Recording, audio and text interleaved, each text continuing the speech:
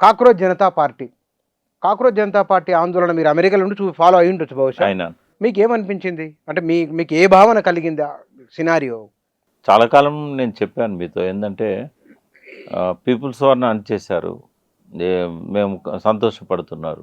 ఇది ఇంకో రూపంలో మళ్ళీ వస్తదని చెప్పి నేను అమిత్ షా గురించి ఆపరేషన్ కాగారు గురించి మనం మాట్లాడుకున్న సమయంలోనే నేను చెప్పాను. చాలామంది మేధావులు గ్రేట్ కూడా డిబేట్‌లో అన్నారా మీరు? గ్రేట్ ప్రస్తావన డిబేట్‌లో ఇచ్చారా? అన్నాను. చాలామంది చెప్పారు కూడా. నేను ఒక్కడినే కాకుండా. ఇది ఫ్రస్ట్రేషన్ అనేది డిస్కంటెంట్ అంటే అసంతృప్తి అనేది పెళ్ళుబుకుతది. దాన్ని మీరెంత తొక్కేయాలనుకుంటే అంత ఎక్కువగా లేస్తదది. కాకుంటే ఒక ఆర్గనైజ్డ్‌గా జరిగిన పీపుల్స్ వార్ మూవ్‌మెంట్ ఫలితాలను రాబట్టలేకపోయింది కాబట్టి, చాలామంది రిక్రూట్‌మెంట్ ఆగిపోయిందక్కడ. ఉన్న వాళ్ళని వీళ్ళు సప్రెస్ చేశారు, పారేశారు, అరెస్టులు చేశారు, సరెండర్ చేయించుకున్నారు. ఇప్పుడు అసంతృప్తి అనేది ఇంకొక రూపంలో బయటికొస్తున్నది. ఇప్పుడు యూత్‌లో ఇది ఇవాళ కొత్తగా కాదు మనం చూసేది. ఇప్పుడు ఆమె ఎవరు మన ఒక బస్సులో రేప్ చేసి చంపేశారు ఒక అమ్మాయిని. నిర్భయ. నిర్భయ. నిర్భయ టైంలో ఇండియా గేట్ దగ్గర కొవ్వొత్తుల ర్యాలీకి గానీ, ప్రొటెస్ట్ వాళ్ళని అరెస్ట్ చేయాలని చెప్పి జరిగిన ప్రొటెస్టులు గానీ, ఇవన్నీ మనం చూసాం. అయితే కావాల్సినంత ఫ్రస్ట్రేషన్ యూత్‌లో ఉన్నది. ఒకటేమో జరుగుతున్న అన్యాయాల పట్ల, రెండవది విధానాల పట్ల, ఈ పాలకుల అవినీతి పట్ల, అనేక అంశాల పట్ల ఒక ఆవేదన, ఒక ఫ్రస్ట్రేషన్, విరక్తి, ఏదైనా మార్చాలనే ఒక తపన. ఇప్పుడు మాలాంటి వాళ్ళకి ఏమైందంటే ఇక మనం 60 దాటినాం ఇప్పుడు ఏం చేయగలుగుతాం అనేది ఉంటుంది. కానీ యూత్‌కి అట్లుండదు. చావోరేవో తెలుసుకుందాం, దీన్ని ఆపాలి అనే ఒక పట్టుదల, ఆవేశం కట్టలు తెంచుకొని వస్తూ ఉంటుంది అన్నట్టు. అయితే ఆవేశాన్ని మనం కాక్రోచ్ జనతా పార్టీ ఆ కార్యక్రమాలకు ఇక్కడ ఇందిరా పార్క్ దగ్గర కానీ, అక్కడ జంతర్ మంతర్ దగ్గర కానీ అటెండ్ అయిన వాళ్ళల్లో మనకు ఆవేశం కనబడుతూ ఉన్నది. ఈ మార్పు రావాలి అనేది ఒక సంకేతము వాళ్ళ లోపల మనకు కనబడ్డది. ఇది నేనైతే దీన్ని వెల్కమ్ చేస్తా. కాకపోతే అభిజిత్ ఆయన వెనకాల ఎవరో ఒక థింక్ ట్యాంక్ ఉండి దీన్ని కరెక్ట్ లైన్స్లో నడిపిస్తేనే ఇది కంటిన్యూ అవుతుంది. ఒకవేళ అప్పుడప్పుడు పెళ్ళుకి ఆందోళనలాగా ఇది పాల పొంగులాగా పొంగి మళ్ళీ చల్లారింది అనుకోండి, అది మంచిది కాదు సమాజానికి. దీన్ని కంటిన్యూ చేయాలంటే థింక్ టాంక్ ఇంటలెక్చువల్ ఇన్పుట్స్ తీసుకొని పనిచేసే విధంగా అభిజిత్ ఆయన టీం అంతా కూడా తయారు కావాల్సిన అవసరం ఉంది. ఒకవేళ కనుక వాళ్ళు ఆ పని చేయగలిగితే భారతదేశం ప్రజలకు ఒక సురక్షితమైన భద్రత అనేది ఇంకో 50 ఏళ్ళు ఉంటుంది. అంటే ఇప్పుడు లేదని మీరు అనుకుంటున్నారా? ఇప్పుడు లేదు, ఎప్పుడూ లేదు. నాకు సిగ్గుపడుతుంటా రిపబ్లిక్ డే నాడు జెండాకు నమస్కారం చేయాలంటే. ఎందుకంటే చట్టం తెలిసిన వ్యక్తిగా, కాన్స్టిట్యూషన్ చదివిన వ్యక్తిగా, 40 సంవత్సరాలు నాది ఇంకా అడ్వకేట్ ఆన్ రోల్స్. నాది ఇప్పుడు హైకోర్టులో నా పేరు మీద పిటిషన్స్ ఫైల్ అవుతూ ఉంటాయి. నేను ప్రాక్టీసింగ్ అడ్వకేట్ కిందనే లెక్క. నేను కోర్టుకు పోకపోయినా ఐఎమ్ స్టిల్ ప్రాక్టీసింగ్ అడ్వకేట్.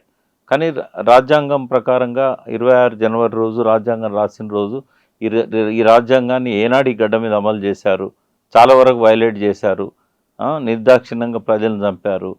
ఏనాడు చూసినా అంటే రాజ్యాంగం పుట్టకముందే తెలంగాణలో మిలిటరీ చేతుల్లో వేల మంది రక్తసిక్తంగా చనిపోయారు. రాజ్యాంగం రాసే రోజుల్లో అమలు కాలేదు, రాజ్యాంగం రాసిన తర్వాత అమలు కాలేదు, అంబేద్కర్ బతికున్నప్పుడు అమలు కాలేదు, ఇప్పటికి కూడా అమలు కాలేదు. అంటే మనము చాలా వరకు అమలైంది, బట్ చాలా అంశాలలో అమలు కాలేదు. ఫండమెంటల్ రైట్స్ అని ఏదైతే చెప్పుకుంటున్నామో దానిలోనే అమలు కాలేని పరిస్థితి ఉన్నది. అంటే ఇప్పుడు రాజ్యాంగానికంటే పెద్ద బుక్ రాయొచ్చు వైలేషన్స్ మీద. రాజ్యాంగం ఎన్నిసార్లు సంస్కరణలు అవి సవరణలు చేసినా కూడా ఆ రాజ్యాంగం ఎంత వాల్యూమైనా అంతకంటే ఎక్కువ వైలేషన్స్ మీద రాయగలుగుతాం. అన్నీ జరిగినాయి. ఇప్పటికీ నార్త్ ఈస్టర్న్ స్టేట్లలో కానీ ఎక్కడ చూసినా కూడా రాజ్యాంగ ఉల్లంఘన అనేది జరుగుతూ ఉన్నది. తెలంగాణ ప్రజలకు సమైక్య రాష్ట్రంలో అడుగడుగున రాజ్యాంగ ఉల్లంఘన జరిగింది. తెలంగాణ భారతదేశంలో భాగమైంది కదా, నిజాం సంస్థానం. ఏనాడు ఈ గడ్డ మీద రాజ్యాంగం అమలైంది? నిజాం రాజ్యాంగ శక్తిగా ఉన్న రోజుల్లో అమలు కాలేదు. ఆయన ఇక్కడ గవర్నర్గా ఏదైతే రాజప్రముఖగా ఉన్న రోజుల్లో అమలు కాలేదు. ఆయన చనిపోయినాక అమలు కాలేదు. సమైక్య రాష్ట్రంలో అమలు కాలేదు. కొంతవరకు కేసీఆర్ పాలనలో అమలు చేసే ప్రయత్నం జరిగింది. బట్ మళ్ళీ రాజ్యాంగ ఉల్లంఘనలు జరుగుతూనే ఉన్నాయి కంటిన్యూగా. కానీ ఇక్కడ మీరు కాక్రోచ్ జనతా పార్టీ విషయాన్ని తీసుకుంటే కనుక ప్రజలలో కలిగించిన అంటే ఇంతకుముందు బీజేపీని ఎవరు ఏమన్నా ధైర్యం చేయలేదు, మాట్లాడలేదు ఎవరు. ఇప్పుడు వీడియోలు చూస్తున్నారు కదా, అంటే ఇట్లా ఇంతలా ఎందుకు చేస్తున్నట్లు కారణం ఏమిటి? అంటే అది యాంటీ బీజేపీ అని అనుకోవాల్సిన అవసరం లేదు. బట్ ఎక్కడ ఏ రకమైన అవకతవకలు, అన్యాయాలు జరిగినా కూడా వాళ్ళు సిద్ధంగా ఉంటారు. యూత్‌లో ఆ ఫ్రస్ట్రేషన్ వచ్చింది. అయితే ఈ యూత్ ఫ్రస్ట్రేషన్‌ను కరెక్ట్ లైన్‌లో గనుక మలపగలిగితే డెఫినెట్‌గా ఇప్పుడు ప్రశాంత్ కిషోర్ లాంటి వాళ్ళు, అరవింద్ కేజ్రీవాల్ లాంటి వాళ్ళు చేయాల్సిన పనిది. వాళ్ళంటే ఎంతో కొంత గౌరవం ఉంది యూత్‌కి. సరే రాజకీయంగా ఆయనను అణగదొక్కడానికి అరవింద్ కేజ్రీవాల్‌ను ఇబ్బంది పెట్టొచ్చు. కానీ యూత్‌లో ఆయనంటే ఒక నమ్మకం ఉంటది. అటువంటి వాళ్ళు దీన్ని నడిపించాలి. వీళ్ళున్నారు కదా మన యోగేంద్ర యాదవ్. యోగేంద్ర యాదవ్ గానీ, ప్రశాంత్ కిషోర్ గానీ, ప్రశాంత్ భూషణ్ గానీ, ఇట్లాంటి వాళ్ళు ఎవరైతే దేశ రాజధానిలో ఉండి అభ్యుదయ శక్తులుగా చలామణిలో ఉన్నారో, ఇంకా చాలామంది జర్నలిస్టులు కావచ్చు, అక్కడున్న నేషనల్, ఇంటర్నేషనల్ జర్నలిస్టులు ఉన్నారు, మార్పు కోరుకుంటున్న వాళ్ళు. ఇలాంటి వాళ్ళు నడిపించాల్సిన అవసరం ఉంది అభిజిత్‌ని. ప్రకాష్ రాజు ప్రత్యేక ఆకర్షణగా ఉన్నారు ఆందోళనలో. వారిపైన, వారి కార్యాచరణ, ఆలోచన పైన మీ వ్యాఖ్య ఏమిటి? ఆయన చాలా అభ్యుదయవాది. ఆయన నేను పర్సనల్ కలవలేదు, ఫోన్లో మాట్లాడాను. కొన్నిసార్లు ఆయన స్పీచెస్ అన్నీ కూడా విన్నాను యూట్యూబ్ ద్వారా. But I like him. ఆయన లోపల ఆయన నాలాగానే ఆయన కూడా ఎదురు చూస్తున్నాడు. కాకపోతే ఆయన ఇంకా శక్తి ఉంది కాబట్టి ఆయన డైరెక్ట్ ఇన్వాల్వ్ అవుతున్నాడు. డెఫినెట్గా కాక్రోచ్ జనతా పార్టీకి మాలాంటి వాళ్ళం అండగా ఉండాల్సిన అవసరం వచ్చింది. ఇంతకంటే బెస్ట్ అవకాశం మళ్ళీ రాదు. కాకపోతే దేశ రాజకీయాలే కాదు, అన్ని రాష్ట్రాలలో కూడా అట్లాంటి యూనిట్స్ ఏర్పడాలి. ప్రొటెస్ట్ చేసే ఒక వాయిస్ ఉండాలి. డెమోక్రసీ కోసము వినిపించే ఒక గొంతు కోసం ఎదురు చూస్తున్నారు. ఒక ప్రశ్నించే గొంతు కోసం ఎదురు చూస్తున్నారు. ఆ గొంతు కాక్రోచ్ జనతా పార్టీ కావాలి. కానీ భారతీయ జనతా పార్టీ గడిచిన పుష్కర కాలంలో ఎన్నడూ ఇంత వ్యతిరేకతను చూడలేదు. సోషల్ మీడియాలో చాలా బహిరంగంగా మాట్లాడుతున్నారు.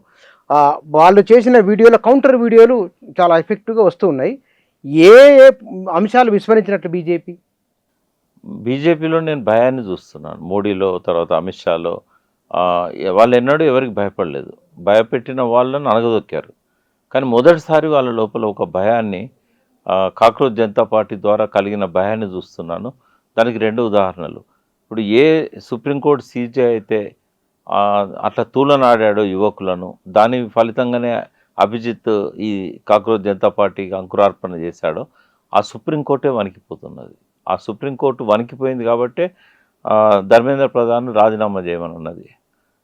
ఆ నిర్ణయం వెనుక ఎప్పుడైనా ప్రజల ఉద్యమాలు, ప్రజల్లో వస్తున్న అసంతృప్తి, ఆకాంక్షలు, ప్రజల్లో వస్తున్న నిరసన జ్వాలలు అవి సుప్రీంకోర్టును కదిలిస్తాయి. ఆ జడ్జెస్ ప్రజల్లో వస్తున్న మూమెంట్ను గమనిస్తారు. వాళ్ళకుండే డిస్క్రిషన్ను ఉపయోగిస్తారు. సో ఆ జడ్జ్ ఏదైతే ఒక కేంద్ర మంత్రిని రాజీనామా చేయాలని చెప్పి ఒక ఆదేశం ఇచ్చాడో, దాని వెనకాల కాక్రోచ్ జనతా పార్టీ యొక్క ఆ ప్రేరణ ఉంది అని నాకు అనిపిస్తున్నది. రెండవది ఏంది, రాజీనామా చేయడం అనేది కోర్టు సూచిస్తుంది. రాజీనామా చేయాలా వద్దనేది మంత్రి నిర్ణయించుకుంటాడు. ఇక్కడ ఏం జరిగింది, హైడ్రా రంగనాథ్ను తీసేసి వేరే వాళ్ళని పెట్టమంటే ఆ సూచనే నేను పాటించాల్సిన అవసరం లేదని రేవంత్ రెడ్డి దాన్ని తోసిపుచ్చాడు. అంటే కోర్టు ఇచ్చే సూచనలకు వెనకాల ప్రజా ఉద్యమాలు ఉంటే కనుక ఈ రకమైన తీర్పులే వస్తాయి. వాళ్ళు గౌరవిస్తారా లేదా అనేది తర్వాత విషయం. రెండవది, ఇవాళ పార్లమెంట్ సమావేశాలు పెట్టారు. డీలిమిటేషన్ బిల్లే ప్రధానమైన ఆకర్షణగా ఉండే, దాన్ని వాయిదా వేసుకున్నారు. దాని వెనకాల నేను అనడం కాదు, ఇవాళ అన్ని పత్రికలు రాసినాయి, కాక్రోచ్ జనతా పార్టీ భయమే ఇవాళ డీలిమిటేషన్ బిల్లు పెట్టకపోవడానికి కారణము అని. అంటే మొదటిసారి మోడీ, అమిత్ షా లోపల సేఫ్ అనుకున్నాము, నెక్స్ట్ ఇంకెవరు లేడు మనల్ని కొట్టేవాడు అనుకున్నాము. కానీ కాక్రోచ్ జనతా పార్టీ రూపంలో ఒక ప్రతిఘటన ఎదురవుతున్నది. ఇది మన పాలనను తుదముట్టిస్తుంది అనే భయం పట్టుకున్నది వాళ్ళకి. మొత్తం దేశంలో ఒకటి 2 రాష్ట్రాలు మినహాయిస్తే దేశమంతా బీజేపీ ఉన్నది, బలమైన మిత్రబలము ఉన్నది. అయినా మీరు వాళ్ళలో భయాన్ని చూసిన ఎట్లా? అంటే ఇది ఎట్లుంటుందంటే కార్చిచ్చులాగా మన కాలిఫోర్నియాలో అడవులు తలగబడిపోతున్నప్పుడు చూసాం కదా, కార్చిచ్చులాగా అంటుకుంటుంది. ఎందుకంటే యూత్ ఎక్కువగా ఉన్న దేశం మనది. 65% యూత్ ఉన్నారు. ఆ యూత్లోనే నిప్పురవ్వ ఇవాళ దావానాలంగా మండుతున్నది. అసంతృప్తి ఇంటా బయట ఎగ్జిబిట్ అవుతున్నది. యూత్ ఎవరు కూడా ఇవాళ ప్రశాంతంగా లేరు. అంటే మనం విత్తనంలో ఉన్న శక్తిని చూడగలగాలి. ఒక మామూలు విత్తనం అని చెప్పేసి నువ్వు దాన్ని నెగ్లెక్ట్ చేస్తే అది భూమిలో పెడితే మహావృక్షం అవుతుంది. దానికి కరెక్ట్గా న్యూట్రిషన్ ఇవ్వాలి, దానికి కరెక్ట్గా నీరు పోయాలి, దానికి కరెక్ట్గా సూర్యరశ్మి తలగాలి. ఈ మూడు అభిజిత్తుకు కావాలి. ఇప్పుడు అభిజిత్తుకు వస్తే అది ఒక మహావృక్షం అవుతుంది. ఆ భయం మోడీకి పట్టుకుంది. మరి ఆ స్కోప్ ఉందంటారా ఆ కాక్రోచ్ పార్టీకి? అంత బలం ఉందని మీరు విశ్వసిస్తున్నారు? నమ్మడం కాదు, అది అవసరం కూడా. అది చేయగలగాలి. ఇప్పుడు అంటే నేను కొన్ని ఇబ్బందులలో ఉండి నేను అందులో పోలేకపోతున్నా, కానీ నాకు కొద్దిగా ఫ్రీడమ్ ఉంటే ఇవాళ నేనే వాళ్ళ ముందు నిలబడతా, వెనకాల కాదు. కాకపోతే వయసు రీత్యా వాళ్ళ పారామీటర్స్లలో నేను ఉండకపోవచ్చు, బట్ ఒక అడ్వైజరీ రోల్ ప్లే చేయడానికి వెనక పోవాల్సిన అవసరం లేదు. ఇవాళ భారతదేశంలో ఉన్న పరిణామాలను చూస్తే కనుక, ఒకవేళ మీరు ముందు అనుమానం వ్యక్తం చేసినట్లుగానే సిజేపీ ఇక్కడ ఒక పొంగులా వచ్చి ఆగిపోయింది అనుకుందాం, దీని కొనసాగింపు ఉండే అవకాశం ఉందని మీరు అనుకుంటున్నారా? అంటే ఇక్కడ ఆల్టర్నేటివ్ పబ్లిక్ వాయిస్ వినిపించే బీఆర్ఎస్ ఉన్నది. అంటే ప్రతి దాన్ని ప్రశ్నిస్తూ ప్రజల్లోకి వెళ్ళి కదిలిస్తున్నారు.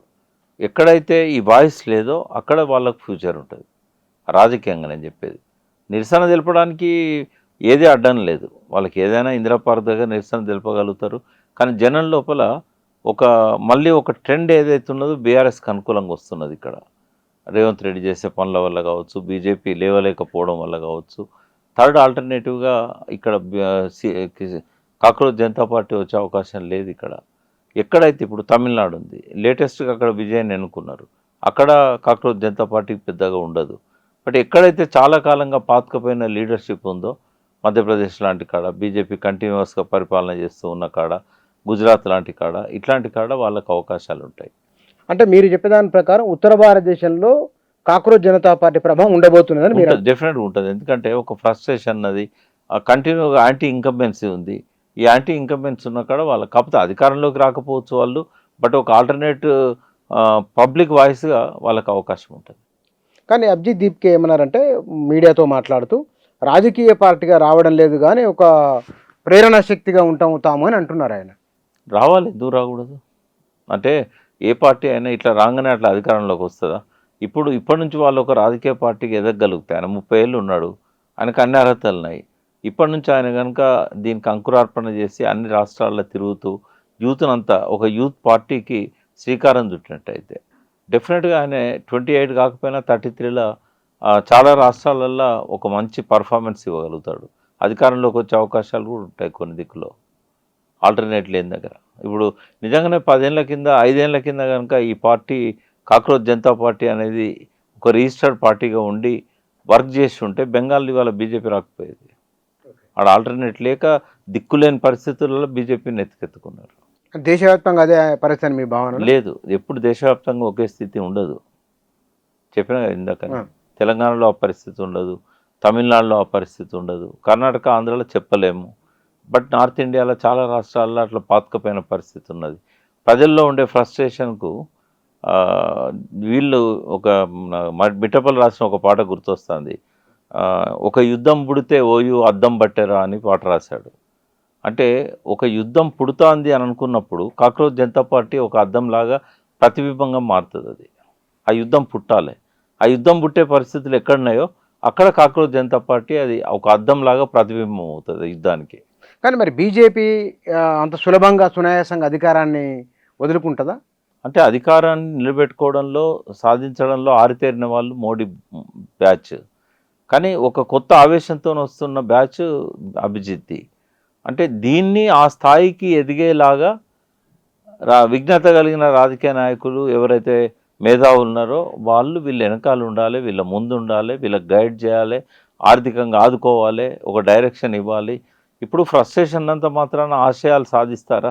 ఇప్పుడు తెలంగాణ కావాలని చాలా సంవత్సరాలు కొట్లాడినాం, బట్ కేసీఆర్ వచ్చినాకనే కదా దాన్ని ఒక రాజకీయ రూపం తీసుకొని దాన్ని ఒక పద్ధతి ప్రకారంగా దానికి ఒక రోడ్ మ్యాప్ ఇవన్నీ చేయాలి కదా.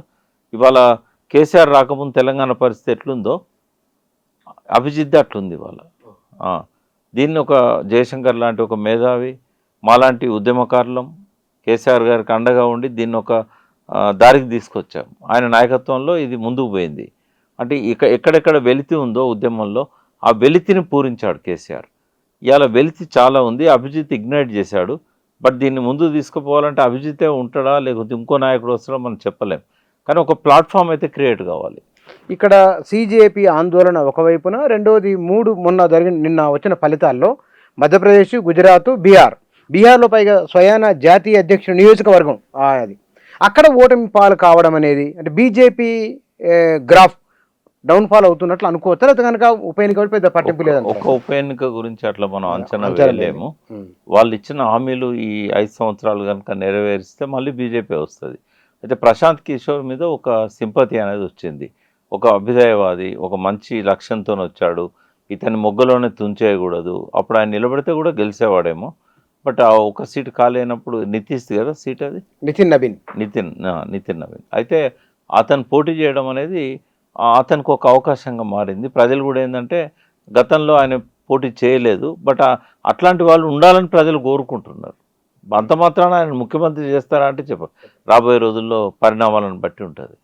కానీ ఉత్తర భారతదేశంలో కులాల వారిగా తీసుకుంటే కాయస్థా, ఠాకూర్, బనియా, పటేల్ వీళ్ళు ప్రాబల్యం ఎక్కువ ఉంటుంది కదా.